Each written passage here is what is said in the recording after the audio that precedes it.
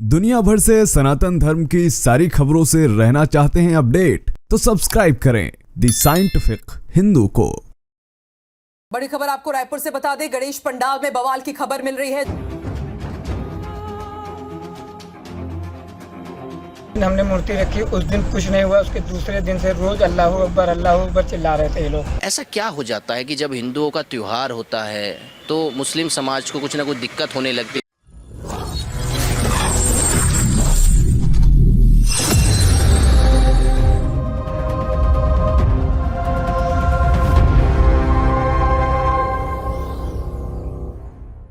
दोस्तों, अगर आपको यह लगता है कि सिर्फ और सिर्फ भारत में ही इस्लाम और हिंदू धर्म के बीच में लोगों के वाद प्रतिवाद चल रहे हैं, राजनीति में इस पर बात हो रही है, तो आप गलत हैं। बल्कि दुनिया के लगभग 95% हिस्से में यही चल रहा है। जी हाँ, जहाँ जहाँ इस्लाम है वहाँ उस समय वहाँ के तत्कालीन समुदायों से उसकी भिड़ंत देखने को मिल रही है। कारण सिर्फ और सिर्फ एक है, रूढ़िवादिता और कट्टरपन। फिर चाहे वह ब्रिटेन हो, अमेरिका हो, इंग्लैंड हो, हर जगह पर आप देख रहे हैं किस कदर लोग जब राजनीतिक प्रचार में उतरते हैं तो कहते हैं कि जब हम आएंगे तो हम इन इस्लामिक ताकतों को हराएंगे। फिर चाहे वह जर्मनी में उभरती राजनीतिक ताकतें हो या अमेरिका में खुलेआम डोनाल्ड ट्रंप का यह कहना हो कि जब हम आएंगे तो इन इस्लामिक कट्टरवादियों को उखाड़ फेंकेंगे। इसी कड़ी में हम आज बात करने वाले हैं ताजिकिस्तान की। जी हाँ, वही ताजिकिस्तान जिसने अभी हाल ही में एक ऐसा निर्णय लिया है जो आपको जानना चाहिए,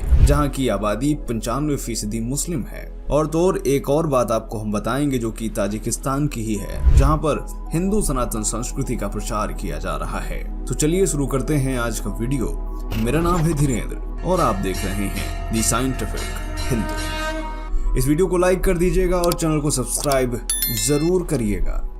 तो दोस्तों, आपने बहुत कुछ सुना होगा ताजिकिस्तान के बारे में।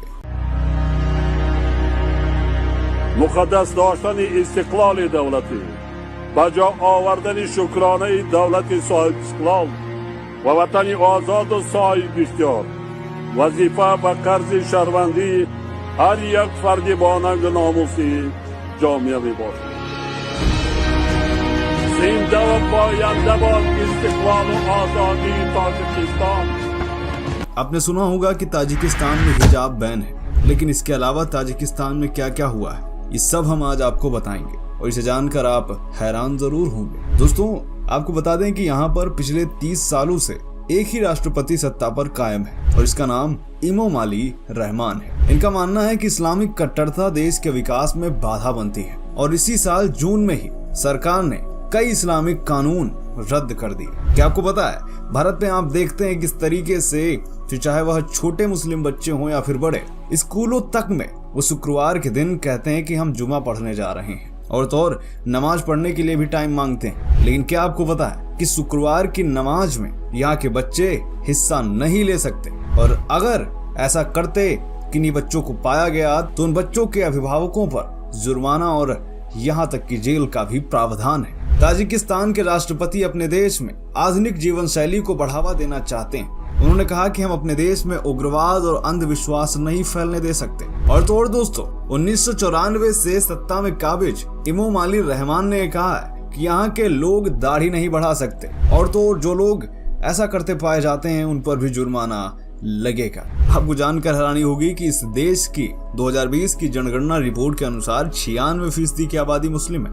और रही बात हिजाब बैन करने की, तो 2007 से ही स्कूलों में हिजाब पहनने पर बैन है और 2009 से सार्वजनिक संस्थानों में भी हिजाब पर बैन है। और अब पूरे देश में कहीं पर कोई भी महिला अपने सर को हिजाब से ढक नहीं सकती, उस पर जुर्माना लगाया जा सकता है, सजा दी जा सकती है। और हमने अपने यहाँ तो देखा ही है किस तरह इस हिजाब के लिए नौटंकी मचाई जा रही है कि ये हमारा व्यक्तिगत कानून है।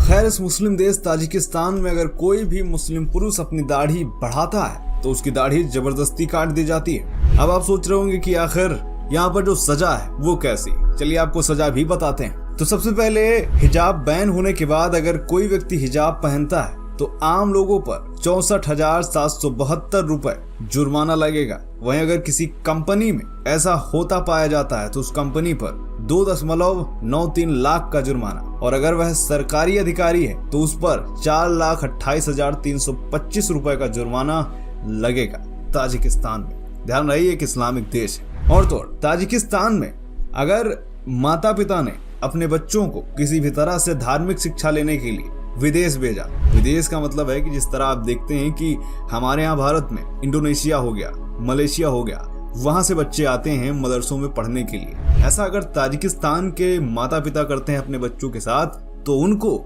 दंडित किया जाता है। यहाँ 18 वर्ष से कम उम्र के बच्चे बिना इजाजत के मस्जिदों के अंदर घुस तक नहीं सकते हैं।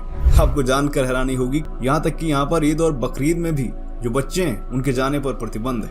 ताजिकिस्तान एक सुन्नी मुस्लिम देश है, मगर यहाँ हिजाब और दाढ़ी रखने को विदेशी संस्कृति माना जाता है। और तो और आप देखते हैं कि इस्लाम में काले कपड़े पहने जाते हैं, लेकिन यहाँ पर काले कपड़े बेचने पर बैन है। 18 साल से कम उम्र के बच्चे नमाज नहीं पढ़ सकते। अगर यहाँ पर किसी व्यक्ति की उम्र 35 साल से कम है तो हज यात्रा पे नहीं जा सकता। सबसे बड़ी हैरानी की बात तो ये है जो मैं अब आपको बताने जा रहा हूँ। सऊदी अरब से भी 2 कदम आगे बढ़ गया है ये ताजिकिस्तान। सऊदी अरब में तो हम देख रहे थे कि स्थलों को तोड़कर, मस्जिदों को तोड़कर उनकी जगह पर लाइब्रेरी, होटल बनाए जा रहे थे, लेकिन ताजिकिस्तान में क्या हो रहा है क्या आपको पता है? ताजिकिस्तान में रिपोर्ट की माने तो 1 साल में ही 1938 मस्जिदों को बंद कर दिया गया, और इन मस्जिदों को बंद करके इनकी जगह या तो कोई हॉस्पिटल बना दिया जा रहा है या फिर चाय की दुकानें, खाने पीने के सामान यहाँ पर बेचे जा रहे हैं। इसके पीछे का कारण यह भी है कि ताजिकिस्तान के राष्ट्रपति अपने देश में नहीं चाहते किसी भी तरह से कट्टरपंथ बढ़े, क्योंकि यहाँ पर 2014 से 2018 तक कुख्यात आतंकवादी संगठन IS में शामिल होने वाले काफी सारे नागरिक ताजिकिस्तान के भी थे, जिसमें से 2014 में 200, 2015 में 1000, 2018 में भी लगभग 1000 लोग इस संगठन में शामिल हुए। दोस्तों, अब आप सोच रहे होंगे कि ताजिकिस्तान में ये सब हो क्यों रहा। दरअसल ताजिकिस्तान में जो सरकार है वह कट्टरपंथ को सबसे बड़ा खतरा मानती है। यहाँ के राष्ट्रपति ये मानते हैं कि हम अपने देश में अगर कट्टरपंथ लागू करेंगे तो हमारा देश आगे नहीं बढ़ेगा, और इसीलिए वह ऐसे कदम उठा रहे हैं। इसके अलावा ये भी बता देते हैं कि ताजिकिस्तान में हिंदू धर्म की क्या स्थिति है। दरअसल ताजिकिस्तान में धार्मिक कट्टरता सिर्फ और सिर्फ इस्लाम में ही देखने को मिलती है, जिस पर अब पूरी तरह से बैन लग रहा है और लोग बदल भी रहे हैं। रही बात हिंदू धर्म की, तो इस्कॉन अपनी तरफ से यहाँ पर हरे नाम संकीर्तन चला रहा है, भगवत गीता बांट रहा है, और तो और यहाँ की सरकार ने हिंदुओं के लिए समय समय पर डाक टिकट भी जारी किए हैं, जिनमें हिंदू मंदिर देखने को मिल रहे हैं। भगवान गणेश की तस्वीर अंकित किए हुए डाक टिकट हमें देखने को मिल रहे हैं। ये वो तस्वीर है, इसे आप देख सकते हैं। यानी ताजिकिस्तान में यह सुनहरा मौका है कि सनातन संस्कृति का प्रचार किया जाए, और इस्कॉन इसके लिए अपने कदम आगे बढ़ा भी चुका है। तो दोस्तों, यह वीडियो आपको कैसा लगा कमेंट करके बताइएगा। मिलते हैं आपसे अगले वीडियो में, तब तक के लिए जय हिंद, जय भारत, वंदे मातरम।